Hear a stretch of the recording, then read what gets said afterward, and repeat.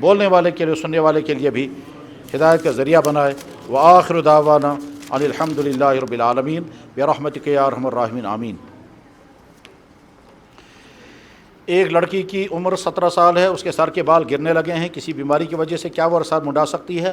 ہاں، اگر علاج کے لیے ماہرین یہ کہتے ہیں کہ آپ کو یہ سارے بال منڈا دینے ہیں، جو بال مسلسل گر رہے ہیں، پھر نئے بال جب آئیں گے، اس علاج کے لیے اس کو اپنے سر کے بال منڈانے کی اجازت ہے۔ اور رہا وظیفہ، تو وظیفہ انشاءاللہ میں الگ سے بتاؤں گا۔ ان وظیفوں میں سے ایک وظیفہ یہ ہے، کیا الحمد شریف 40 مرتبہ پڑھ کر زیتون کے تیل پر دم کرنا ہے اور اس زیتون کے تیل کی سر میں مالش کرنی ہے۔ اگر زیتون کا تیل نہیں ہوگا تو تل کا تیل، اگر تل کا تیل بھی نہیں ہوگا تو پھر سرسوں کا، اصلی سرسوں کا تیل، الحمد شریف 40 مرتبہ پڑھ کر اس پر دم کریں اور اس تیل کے سر میں مالش کریں، انشاءاللہ امید ہے کہ بال جھڑنا بند ہو جائیں گے۔ عمارتوں، ہسپتالوں میں جو لفٹیں، ایلیویٹر لگے ہوئے ہیں، کیا ان میں صرف ایک مرد اور عورت ہو تو خلوت ہو سکتی ہے؟ جواب ہے کہ ہاں، اگر ایلیویٹر میں چڑھ رہے ہیں، لفٹ میں چڑھ رہے ہیں اور صرف ایک مرد اور عورت ہیں تو اس وقت عورت کو اس میں لفٹ میں نہیں جانا چاہیے۔ اور اگر عورت پہلے سے لفٹ میں ہے اور مرد جانا چاہتا ہے اور کوئی دوسرا وہ نہیں ہے تو مرد کو اس لفٹ میں نہیں جانا چاہیے۔ کیوں؟ اللہ کے نبی نے مرد اور عورت کو اکیلے پن میں بیٹھنے سے منع کیا، اور یہ اکیلا پن ہی ہے، ٹھیک ہے؟ اور اس کا واقعہ میں نے خود پڑھا ہے، لیکن یورپ میں ہوا یہ، کیا کہ ایک لفٹ میں چڑھے ہیں، پہلے سے وہاں لیڈی موجود تھی، دوسرا مرد وہاں چلا، اس کے بعد پھر جو ہی لفٹ چلنے لگی اس نے لفٹ کو کچھ کیا، لفٹ جام ہو گیا، اور اس کے بعد پھر لفٹ میں وہ ہوا جو نہیں ہونا چاہیے تھا، اور یہ عورتیں بعد میں خود بتایا اور وہ میڈیا میں آیا۔ تو بہرحال اگر لفٹ میں پہلے سے خاتون موجود ہیں تو مرد کو اس میں نہیں جانا چاہیے اگر وہ اکیلی ہے، اور اگر کسی لفٹ میں پہلے سے مرد موجود ہیں، عورت کو اس میں نہیں جانا چاہیے کیونکہ وہ اکیلے ہیں۔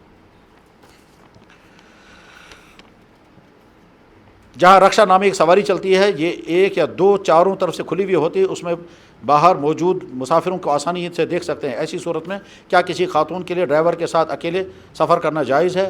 جواب یہ ہے کہ ہاں، وہ جو رکشے نام کی ہے جو کھلا ہوا ہے چاروں طرف سے ہے، اس میں اگر مجبوری میں کسی خاتون کو بیٹھنا پڑے تو اس کی گنجائش ہے، لیکن بہتر یہ ہے کہ ایسی سواری میں بیٹھنا چاہیے جس سواری میں اکیلا پن نہ ہو، تاکہ اللہ کے نبی علیہ السلام کے اس ارشاد سے بچ جائیں جس میں اللہ کے نبی نے فرمایا ہرگز کوئی مرد و کو عورت دو اکیلے نہ بیٹھے۔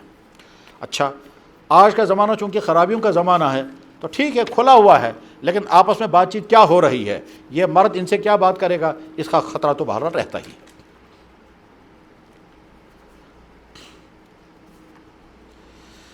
دنیا کے مشاغل نے مجھے علم سے دور کر دیا ہے اور جب بھی کتابیں دیکھتا ہوں تو حسرت بڑھ جاتی ہے، آپ مجھے کیا نصیحت کریں گے؟ جواب، موجودہ مشکل حالات کا مقابلہ ہم کیسے کر سکتے ہیں؟ جواب یہ ہے، مشکل حالات ہمیشہ مشکل حالات رہے ہیں، آج ہی کے زمانے میں نہیں ہیں، اور مقابلہ ہمیشہ مردوں نے کیا ہے اور ہر ایک نے کیا ہے، اور مقابلہ کرنے والا کامیاب بھی ہوتا ہے۔ مقابلہ ہی کا نام زندگی ہے، جہاں مقابلہ نہ ہو وہاں زندگی ہے ہی نہیں، کمپٹیشن ہی کا نام زندگی ہے۔ کمپٹیشن تو مقابلہ تو کرنا ہوگا، جناب آپ خوبصورت ہیں، آپ کو پیچھا ہو جائے گا، آپ کے پاس غربت آ گئی، مقابلہ کرنا ہوگا غربت کا، پیسہ آ گیا، برائیوں کا زندگی نام ہی ہے مقابلہ کرنے کا، اور جب انسان مقابلہ کرنا چاہتا ہے تو کر پاتا ہے۔ ہم نے تو گندے سے گندے ماحول میں بھی پاک دامن لڑکوں اور لڑکیوں کو اپنی عصمت بچاتے ہوئے دیکھا، اور اچھے سے اچھے ماحول میں بگڑنے والوں کو دیکھا۔ ہم نصیحت یہ کریں گے، کیا؟ نمبر 1، ہر وقت یہ سمجھیں کہ اللہ مجھے دیکھ رہا ہے، ہر وقت یہ خیال رکھیں کہ مجھے قیامت کے دن نبی کے سامنے کھڑا ہونا ہے اور اللہ کے نبی کے سامنے ساری ڈائری پہنچ جائے گی۔ نمبر 3، مجھے ہر وقت یہ دیکھنا ہے کہ اللہ نے مجھ پر نعمتیں کیا کیا دی ہیں، ان نعمتوں کا اگر میں غلط استعمال کروں گا تو اللہ کوئی نعمت چھین لے گا، آنکھ، کان وغیرہ، اور ہر وقت یہ دیکھیں کہ میں وہ کام تو نہیں کر رہا ہوں جس سے میرا اللہ مجھ سے ناراض ہوگا۔ بس یہ 4 باتیں اگر آپ کریں گے تو انشاءاللہ زندگی بہت صحیح گزرے گی۔ رہا حالات کا مقابلہ، مشکل حالات، تو مشکل حالات کا جب بھی کوئی مشکل صورتحال آ جائے ہمیں یہ دیکھنا ہے کہ اسلام ہمیں اس بارے میں کیا کہتا ہے۔ بیماری آ گئی، اسلام ہمیں کیا کہتا ہے؟ جتنی تمہاری مالی پوزیشن ہے تم علاج کراؤ، بس اس کے بعد ہماری ذمہ داری نہیں ہے۔ ایسا بھی نہیں ہونا چاہیے علاج کراتے کراتے ساری پراپرٹی ختم کر دی اور بیمار بھی مر گیا۔ اسی شہر میں ہمارے جاننے والوں میں ایک صاحب کے گھر میں بیماری آ گئی، انہوں نے پیسہ پراپرٹی بیچنی شروع کی، علاج کرتے رہے، پراپرٹی بیچتے رہے، علاج کرتے رہے، 6 کروڑ روپے کی پراپرٹی بک گئی اور بیمار بھی مر گیا۔ اس کے بعد آپ پچھتا رہے ہیں کم سے کم ہم نے یہ پیسہ ہی بچایا ہوتا، یہ مکان ہی بچایا ہوتا، وہ جو زمین خریدی تھی وہ بچائی ہوتی، اس کو تو مرنا تھا ہی۔ علاج اتنا ہی کرنا ہے جتنی مالی گنجائش ہے، اس سے زیادہ نہیں۔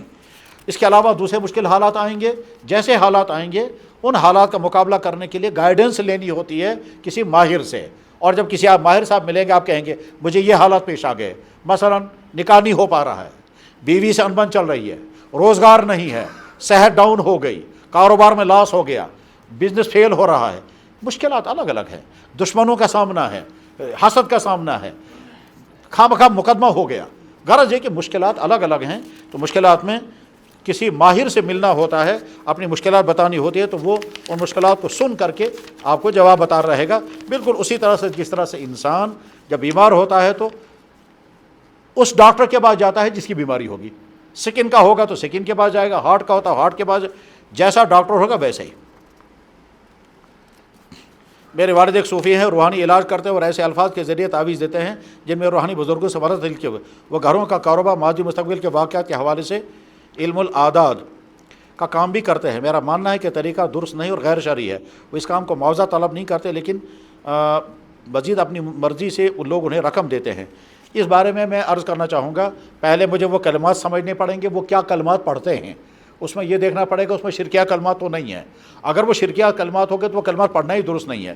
اس لیے ان بھائیوں سے، جس بھائی نے یہ لکھا ہے نجار صاحب نے، وہ مجھ سے پرسنلی کانٹیکٹ کریں تو میں ان سے تھوڑی ڈیٹیل سمجھوں گا، اور اس کے بعد اس بارے میں اپنی رائے عرض کروں گا انشاءاللہ۔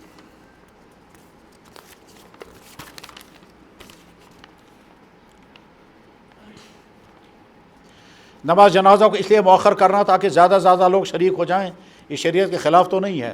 جواب ہے، ایک تو ہے نماز جنازہ کو مؤخر کرنا کئی دن، وہ تو صحیح نہیں ہے، اور ایک ہے نماز جنازہ کو اتنی دیر مؤخر کرنا جس میں کچھ گھنٹے لگ جائیں، اس میں حرج نہیں ہے۔ وجہ اس کی یہ ہے کہ نماز جنازہ اگر فوراً ادا کریں گے تو اپنے محلوں اور دوسرے محلوں کے لوگ بھی شریک نہیں ہو سکیں گے، تو اس کی وجہ سے بڑی کنٹروورسی پیدا ہو جائے گی۔ اس لیے چند گھنٹوں تک نماز جنازہ کو مؤخر کرنے میں کوئی مذائقہ نہیں ہے۔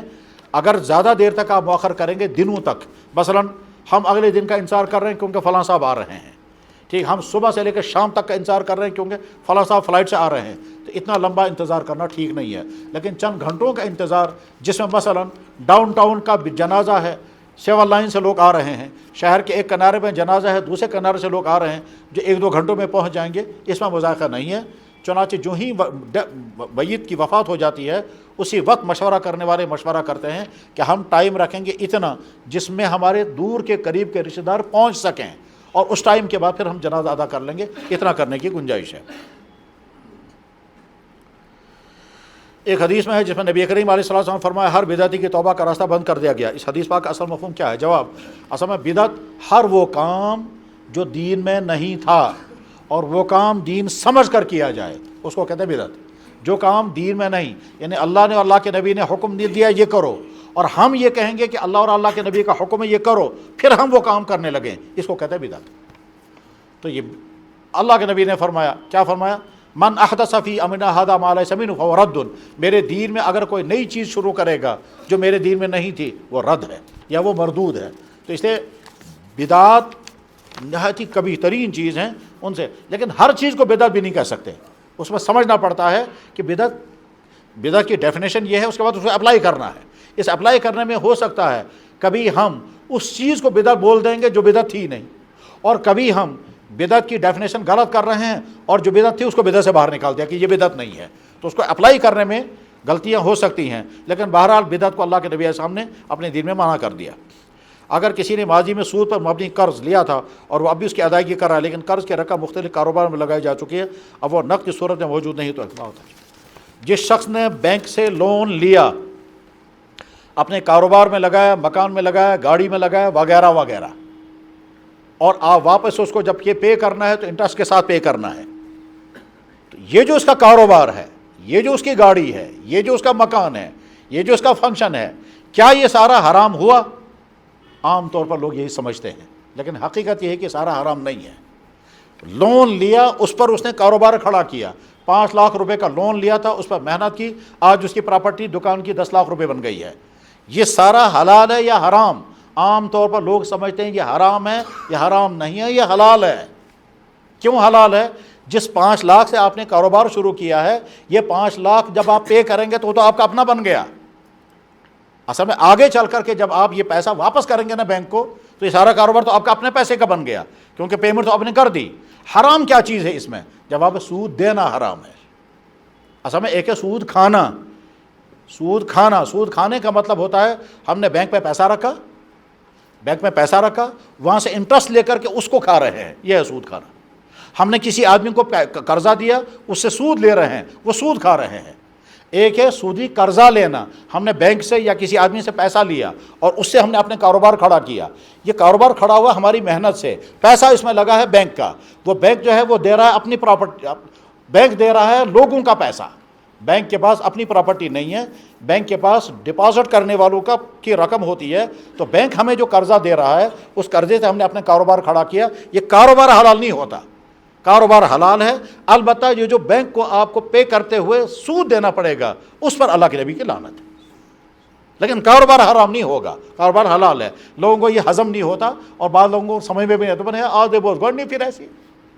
اب مسئلہ یہی ہے کہ ہم نے کسی سے قرضہ لیا سود کے نام پر، اور اس قرضے سے ہم نے کاروبار کھڑا کیا، چاہے انڈیویجول چاہے بینک سے لیا۔ یہ جو کاروبار ہمارا کھڑا ہو یہ ہمارا ہے، اس میں پیسہ جو لگا ہے وہ دوسرے کا لگا ہے، یہ پیسہ ہم واپس کریں گے، بس ہم نے پیسہ واپس کیا۔ اس کے بعد جو سود دینا پڑ رہا ہے وہ سود دینا گناہ ہے۔ ایک ہے ہم نے بینک میں پیسہ رکھا، وہاں سے سود پایا، اس سود سے ہم نے کاروبار کھڑا کیا، یہ ہے سودی کاروبار، یہ سارا کا سارا حرام ہے۔ بینک میں ہم نے پیسہ رکھا، وہاں سے انٹرسٹ لیا، اس انٹرسٹ سے ہم نے کاروبار کھڑا کیا، یہ ہے سودی کاروبار۔ بینک سے ہم نے قرضہ لیا، بینک دے رہا دوسروں کا، بینک کو ہمیں واپس پے کرنا ہے، اور واپس پے کرتے ہوئے ہمیں انٹرسٹ بھی دینا ہے، وہ انٹرسٹ دینا گناہ ہے۔ لیکن یہ کاروبار جو ہے یہ حرام نہیں ہوتا ہے۔